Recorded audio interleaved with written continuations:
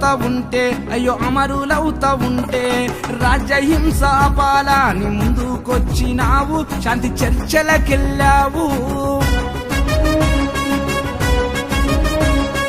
తెలంగాణ కొరకు పిల్లలు చచ్చిపోతా ఉంటే అయ్యో రాలిపోతా ఉంటే కన్నా నీళ్లు తీసి పిల్లలెత్తుకున్నావు అయ్యో ఎదల కద్దుకున్నావు రైతు కూలి రాజ్యం కై రక్తమిచ్చినట్టి నీ ప్రాణమిచ్చినట్టి మాయన గజరంగా నీకు 10,000 దండాలు నీకు బాధల దండాలు